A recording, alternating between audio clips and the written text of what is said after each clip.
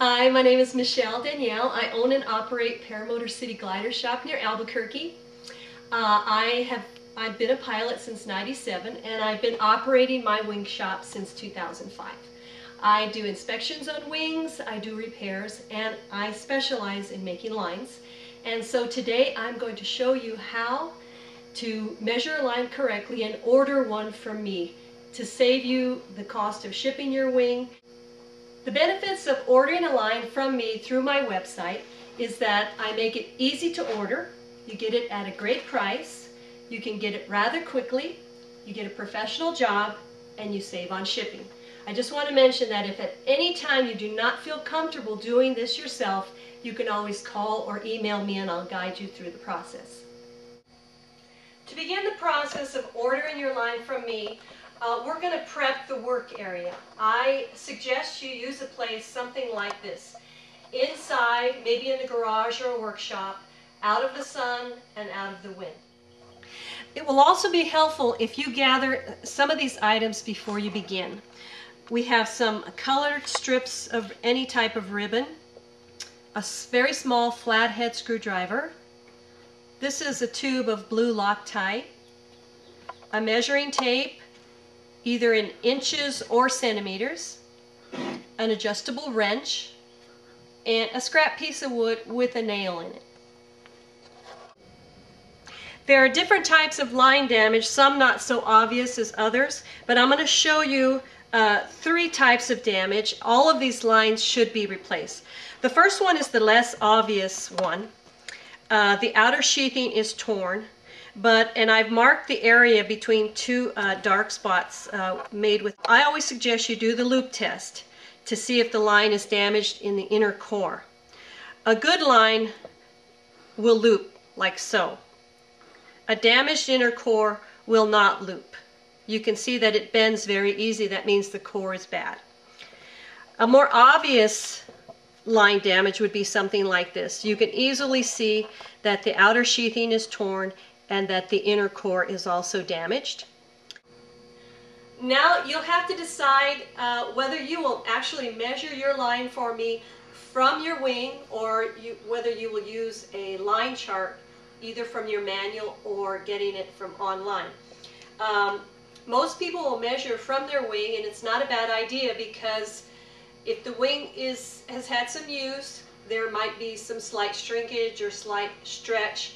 And so you want to actually get a line that is equal to its opposite on the other side, and that keeps your wing in symmetry. Most wings are marked in their center so that you know that going left or right of the wing, you have an exact opposite. So in other words, this top line here, it's opposite. You'll see they're opposites. So if you were to damage or cut this line, you could measure this line and get a correct measurement for me. Let's assume that it is this line that is damaged. What I would do is I would go ahead and mark the line with a ribbon. Just tying it in a bow so that it comes off easily.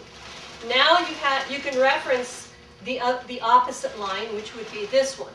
So then I would mark it with a different color so that we know that the blue is the damaged line and the red is the good line. Now there are so many lines, now you won't get mixed up as to which one you're replacing and which one you're measuring.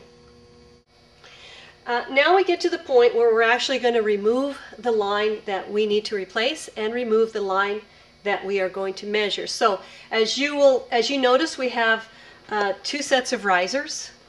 This one belonging to the left side of the wing. This set of risers to my right belonging to the right side of the wing. There are different quick links or mullions that they use on these risers, and I'm going to show you the differences. Here's one. Most of you will probably be more familiar with this type of quick link or mullion. Some of you will also have to deal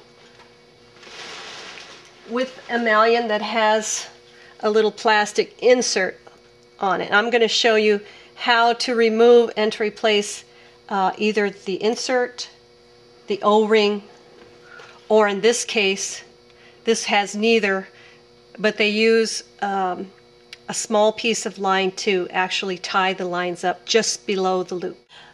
We are now going to take the line off the quick link so that we can measure it, and I'm going to show you several different risers and several different mullions and how they operate and the best way to take the line off.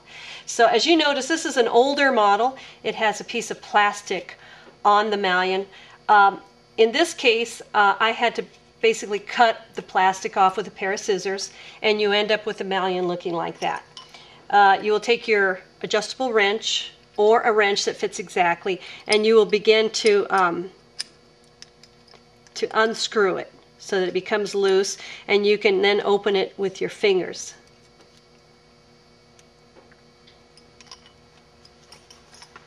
This particular riser is one that you're probably a little more familiar with, and it basically is the same as the other. You will loosen up the screw, and some of these are pretty tight.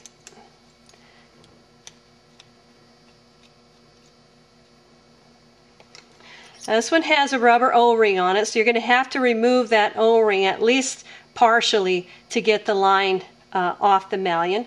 And what you do is you take this little small flathead screwdriver, and you simply place it inside that part of the O-ring, and you lift it up over the screw part, the threaded part.